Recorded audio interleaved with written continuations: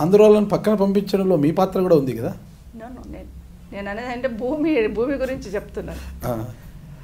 ఆంధ్రాలను పక్కకు పంపించడం అనకండి మీరు, అది మాట్లాడద్దు. తెలంగాణ కావాలని కోరినాం కానీ ఆంధ్ర వాళ్ళని వెళ్ళిపోమని ఎక్కడ చెప్పలేదు మేము. వాళ్ళ తెలంగాణ కావాలంటే ఆంధ్ర సపరేట్గా వెళ్ళిపోమని లేదు. మీరు ఒక విషయం అండి, మీరు నాగరాజ్ గారు ప్రత్యేక తెలంగాణ కోసం పోరాడిన మొదటి వ్యక్తులు మా నాన్నగారు ఉన్నారు. తెలంగాణ కావాలన్నమే కానీ ఆంధ్ర ప్రాంతంలో సంబంధించిన వ్యక్తులు ఇక్కడికి వెళ్ళిపోమనే కానీ వాళ్ళ ఆస్తులను ఇబ్బంది పెట్టమని కానీ వాళ్ళ వ్యాపారాలను ఇబ్బంది పెట్టమని ఈరోజు మేము చెప్పలేదు.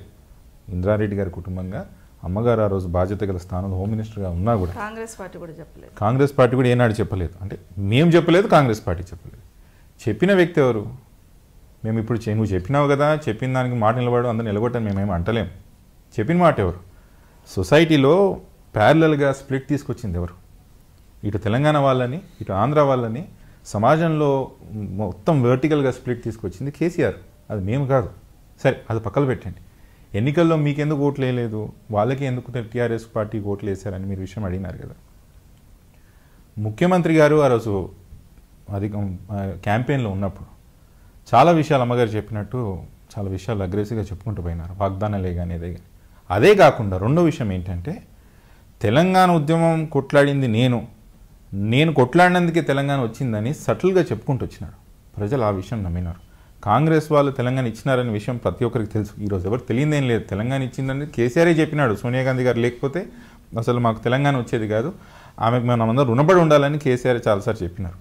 కానీ ఆమె ఇచ్చింది నా వల్లే అని అక్కడక్కడ మెల్లగా ప్రచారం చేయడం, వాళ్ళ కార్యకర్తలు ప్రచారం చేయడం, ఆయన కూడా సటిల్గా చెప్పడం, అది ప్రజలని బాగా మోటివేట్ చేసిందని నేను భావిస్తున్నాను. ఇప్పుడు మీరేమంటున్నారు? కేసీఆర్ గారు ఇచ్చిన హామీలను నెరవేర్చలేకపోతున్నారు, దళితులకు భూమి అన్నారు, దళితులు సీఎం చేస్తామని, ఇలాంటి అలవి కానీ ఆ హామీలు ఇచ్చి ఇప్పుడు నెరవేర్చడం, డబుల్ బెడ్రూమ్ ఏం నెరవేర్చలేదు అంటున్నారు. అయితే వీటి మీద కాంగ్రెస్ పార్టీ మీదైన శైలిలో ఉద్యమాలు చేస్తున్నారు.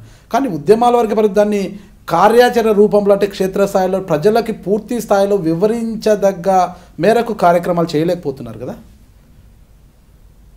చేస్తున్నామండి, చాలా కార్యక్రమాలు చెప్పడంలోనే నెమ్మదిగా ఉన్నారంటే ఆ కార్యక్రమాలు కూడా నెమ్మదిగానే ఉంటున్నాయేమో.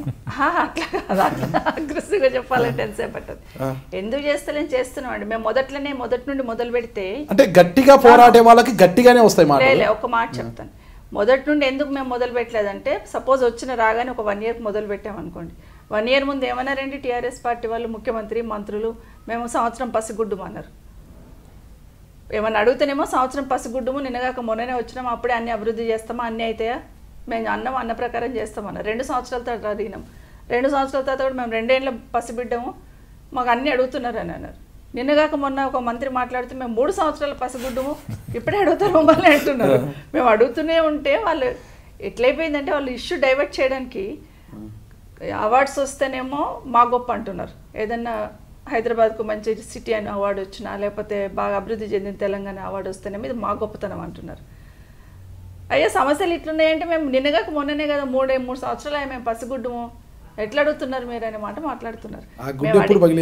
మేము అడిగే లెవెల్లో మేము అడుగుతున్నాం, ప్రజల దగ్గరికి తీసుకెళ్ళున్నాం, ప్రజలకు కూడా ఫ్యాక్ట్ ఇప్పుడు అర్థమవుతుంది. ముఖ్యంగా ఫస్ట్ ఆయన చెప్పిందే రైతులకి రుణమాఫీ చేస్తాను, అక్కడనే ఫస్ట్ ఫెయిల్ అయిపోయింది.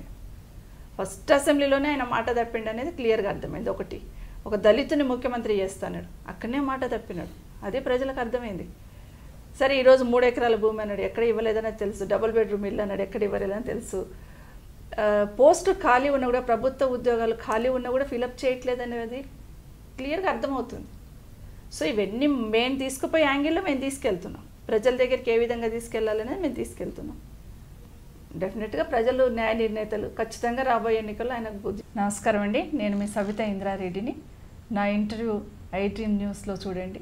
నమస్కారం అండి, నేను కార్తిక్ రెడ్డి. నాది మరియు మా అమ్మగారిది ఇంటర్వ్యూ మీరు iDreamsలో తప్పకుండా చూడండి.